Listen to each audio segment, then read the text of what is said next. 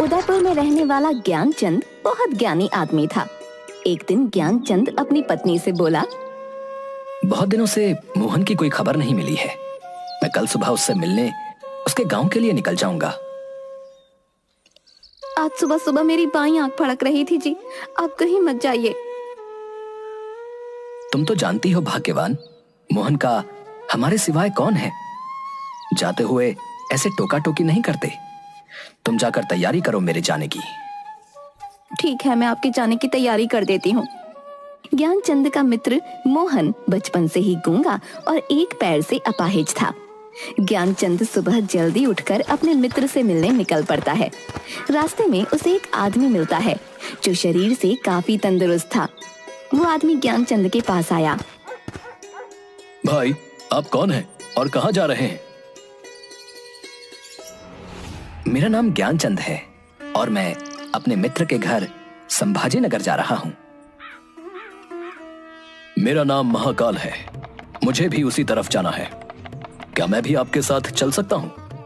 मुझे ठीक से रास्ता पता नहीं है। बिल्कुल चलिए, अच्छा ही होगा। हम दोनों अगर साथ साथ चलेंगे तो समय भी जल्दी कट जाएगा। महाकाल, ये कैसा नाम है? बड़ा अजीब सा नाम है, महाकाल। खैर, मुझे क्या करना है। लेकिन उसने महाकाल से कुछ भी नहीं पूछा और दोनों धीरे धीरे रास्ते पर आगे बढ़ने लगे। तभी बीच में एक छोटा सा गांव आया। भाई ज्ञानचंद, तुम आगे बढ़ो। मुझे इस गांव में किसी को एक संदेश देना है। मैं बस संदेश देकर तुम्हें मिलता हूं। ठीक है, मैं एक काम करता हूं, आगे उस कुएं पर थोड़ी देर आराम कर लेता हूं। तब तक तुम संदेश देकर वापस आ जाओ। हाँ बिल्कुल भाई, आप आराम करिए। मैं यूं गया और आया। ज्ञानचंद कुएं के पास बैठकर पानी पी रहा था। तभी उस गांव में शोर उठा कि एक बाज ने किसी आदमी के प्राण ले लिए और तभी महाकाल वापस आता है। चलो मित्र, आगे चलते हैं। बहुत काम अभी बाकी है ना। हाँ हाँ भाई, चलो। तुमने संदेश बहुत जल्दी पहुंचा दिया। हाँ, मुझे जिस आदमी से मिलना था वो मुझे पास ही में मिल गया और मैं उसे संदेश देकर तुरंत लौट आया। चलो अब अपनी यात्रा शुरू करते हैं।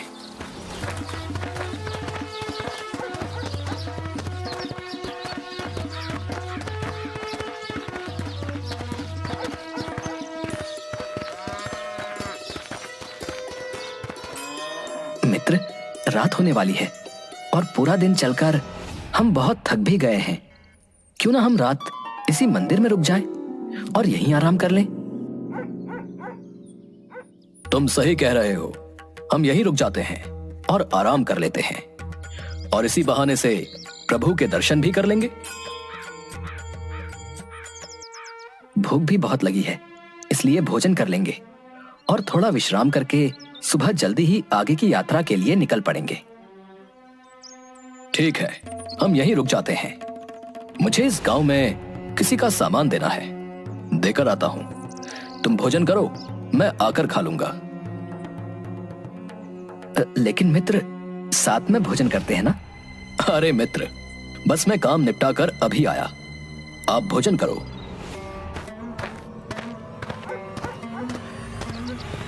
अरे आग लग गई भैया! अरे पूरे गांव में आग लग गई। लगता है कुछ नहीं बचेगा। ये महाकाल जहां भी जाता है वहां किसी न किसी तरह की अनहोनी हो जाती है। तभी महाकाल वापस आता है, लेकिन वो महाकाल से कुछ नहीं पूछता और दोनों सो गए। और सुबह जल्दी उठकर दोनों आगे की यात्रा पर निकल पड़े। कुछ देर बाद फिर से एक दूसरा गांव आया। मित्र, तुम थोड़ा विश्राम करो। मुझे इस गांव में कुछ काम है। मैं तुमसे आकर मिलता हूं। अब ठीक है। अरे भैया! अरे मधुसूदन को सांप ने डस लिया। अरे भैया, उसकी मृत्यु हो गई है। तभी महाकाल वापस आ जाता है।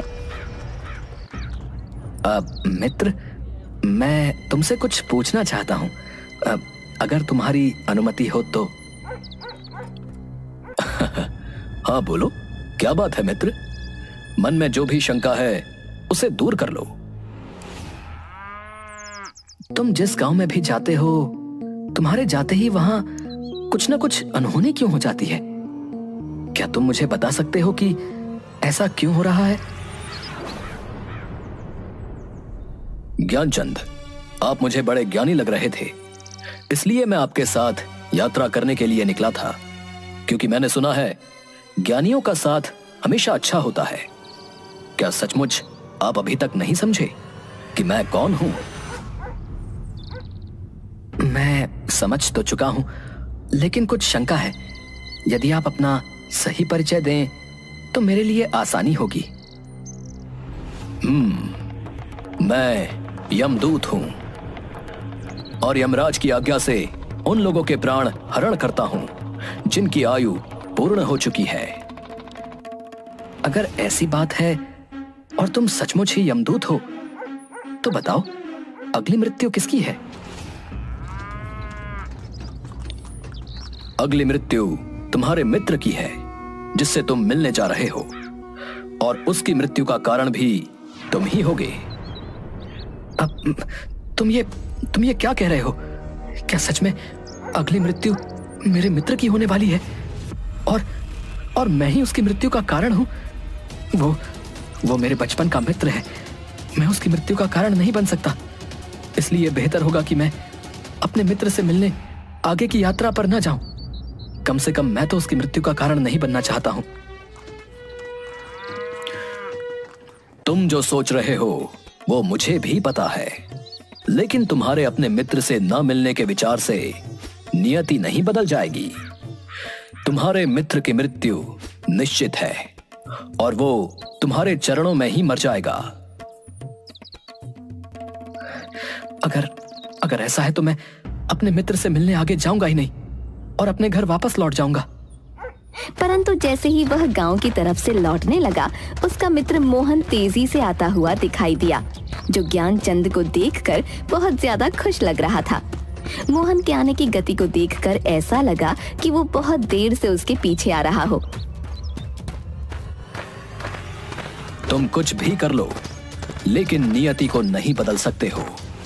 तुम्हारा मित्र बहुत देर से तुम्हारे पीछे आ रहा है, क्योंकि उसने अपनी शक्ति से ज्यादा जोर से दौड़ने की कोशिश की, जिस कारण कुछ ही क्षणों में वो तुम्हारे चरणों में अपनी आखिरी सांस लेगा। जैसे ही मोहन ज्ञानचंद के पास पहुंचा, वो जमीन पर गिर पड़ा।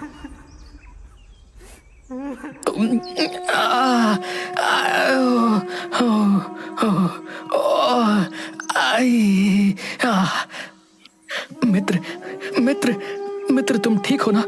मैं तुम्हें कुछ नहीं होने दूंगा।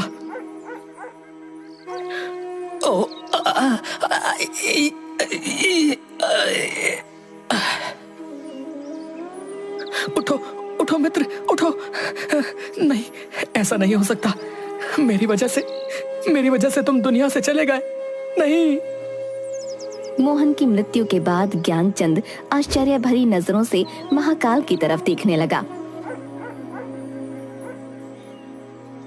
तुम्हारा मित्र पिछले गांव से ही तुम्हारे पीछे पीछे आ रहा था, लेकिन तुम समझ ही नहीं सके, क्योंकि वो गूंगा है, जिस कारण वो तुम्हें आवाज नहीं दे पा रहा था, और एक पैर से अपाहिज होने के कारण वो तुम तक नहीं पहुंच सका। उसने अपनी सारी ताकत लगाकर तुम तक पहुंचने की कोशिश की, और बुढ़ापे में शरीर में ज्यादा शक्ति नहीं होती, इसलिए उसकी हृदय गति रुकने की वजह से उसकी मृत्यु हो गई।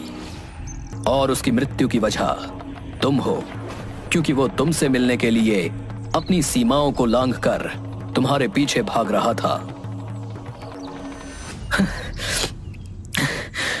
अगर मृत्यु मेरे मित्र की होनी थी, तो तुम शुरुआत से मेरे साथ क्यों चल रहे थे? मैं तो सभी के साथ चलता हूं और हर क्षण चलता रहता हूं। केवल लोग मुझे पहचान नहीं पाते, क्योंकि लोगों के पास अपनी समस्याओं के अलावा किसी और व्यक्ति, वस्तु या घटना के संदर्भ में समझने का समय नहीं होता। तो क्या तुम बता सकते हो कि मेरी मृत्यु कब और कैसे होगी? हालांकि किसी सामान्य जीव के लिए यह जानना सही नहीं है, लेकिन तुम ज्ञानी व्यक्ति हो और अपने मित्र की मृत्यु को जितनी आसानी से तुमने स्वीकार कर लिया, उसे देखकर मुझे यह लगता है कि तुम अपनी मृत्यु के बारे में जानकर परेशान नहीं होगे। तुम्हारी मृत्यु आज से ठीक 6 महीने बाद किसी दूसरे राजा के राज्य में फांसी लगने से होगी। और आश्चर्य की बात यह है कि तुम स्वयं खुशी से फांसी को स्वीकार करोगे। ज्ञानचंद ने अपने मित्र का कर्म कांड किया और फिर अपने गांव लौट आया।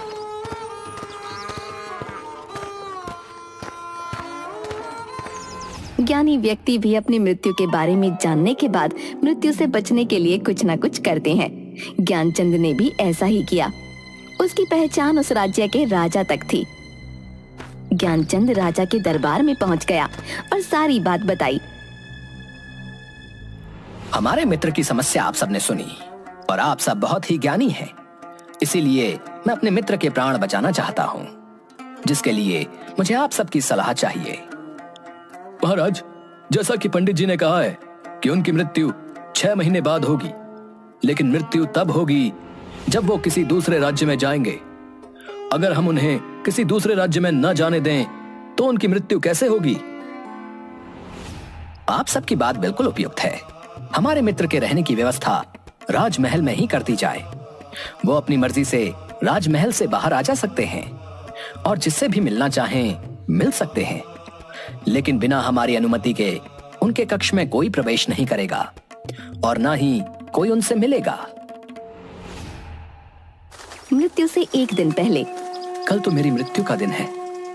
आज रात को मैं जल्दी सो जाता हूँ ताकि ये काली रात और कल का दिन जल्दी ही निकल जाए। ज्ञानचंद को नींद में चलने की बीमारी थी और वह स्वयं इसके बारे में जानता नहीं था। इसलिए उसने राजा या किसी से भी इस बीमारी के बारे में बात नहीं की थी। नींद में चलने की बीमारी का दौरा अक्सर उस समय पड़ता जब व्यक्ति को नींद अच्छे से न आ रही हो। उस रात ज्ञानचंद को नींद में चलने का दौरा पड़ा। वो राजा के महल से निकलकर अस्तबल में गया। राजा के आदेश के अनुसार वो कहीं भी आ जा सकता था, इसलिए किसी ने उसे कुछ नहीं पूछा और घोड़े पर सवार होकर ज्ञानचंद दूसरे राज्य की सीमा में चला गया और उस राज्य के राजा के कक्ष में जाकर रानी के दूसरी तरफ सो गया। सुबह राजा ने देखा, कौन है ये नामुराद जिसने हमारी राजरानी के साथ और हमारी शान शौकत में ये गुस्ताखी की है? इस गुस्ताख को तुरंत गिरफ्तार कर लो और दरबार में पेश करो।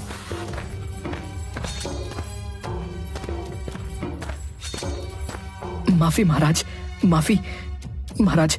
मुझे खुद नहीं पता कि मैं आपके राज्य में कैसे आया, और राज्य में तो छोड़ दीजिए, आपके कक्ष में कैसे आया मैं खुद नहीं जानता।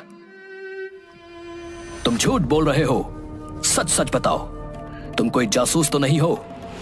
महाराज, मैं सच कह रहा हूं, मैं कोई जासूस नहीं।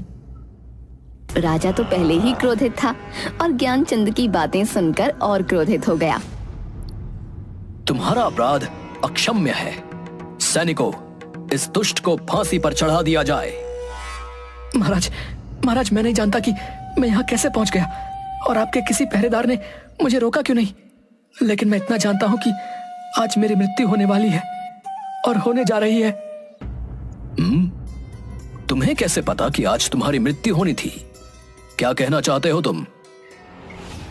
महाराज, मेरा क्या, किसी भी सामान्य व्यक्ति का इतना साहस कैसे हो सकता है कि वो राजा की उपस्थिति में राजा के कक्ष में रानी के बगल में सो जाए? ये तो सरासर आत्महत्या होगी। मैं दूसरे राज्य से इस राज्य में आत्महत्या करने क्यों आऊंगा? अगर तुम्हें यह पता है तो तुम हमारे कक्ष में क्यों आए? महाराज, मैं आपको सारी बातें सच सच बताता हूं और पिछले 6 महीने में हुई सारी बात बताता हूं।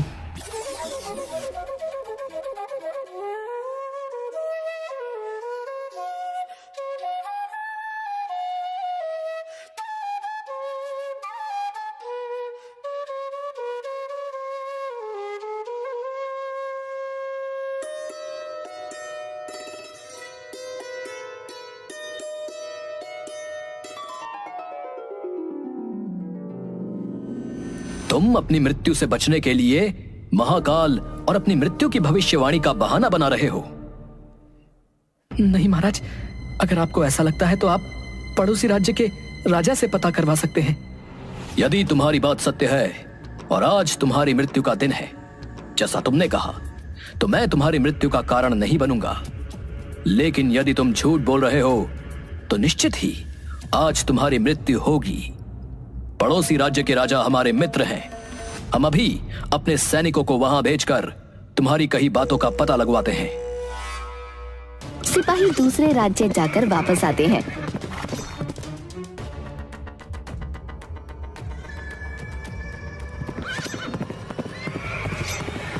महाराज, ज्ञानचंद जो कह रहा है वो सही कह रहा है।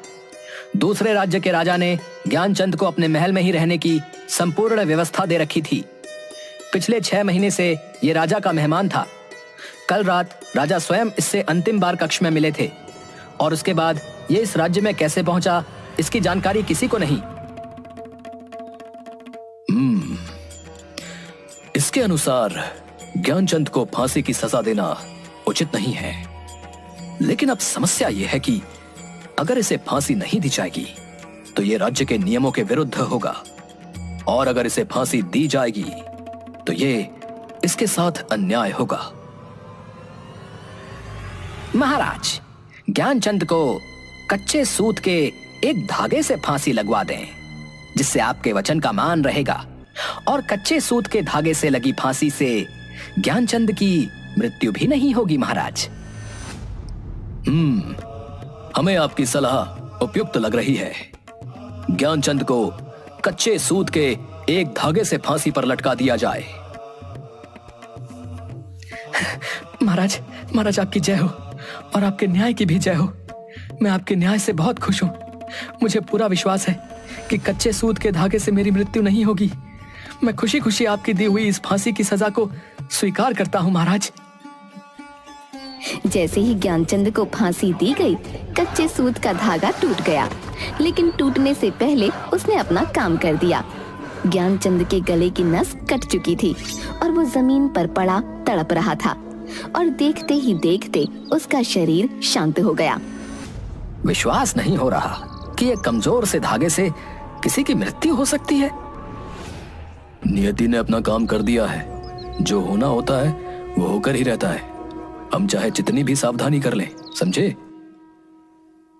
चाहे इंसान जितने उपाय कर ले, हर घटना और उस घटना का सारा ताना बाना पहले से निश्चित है, जिसे हम रत्ती भर भी इधर उधर नहीं कर सकते। इसलिए ईश्वर ने हमें भविष्य जानने की क्षमता नहीं दी है, ताकि हम अपने जीवन को ज्यादा बेहतर तरीके से जी सकें। सैनिकों, ज्ञानचंद के पार्थिव शरीर को पूरे सम्मान के साथ पड़ोसी राज्य में उसके घर ले जाया जाए और उसके परिवार की यथोचित सहायता की जाए। उसके बाद ज्ञानचंद की पत्नी ने ज्ञानचंद का दाह संस्कार पूरे विधि विधान से किया।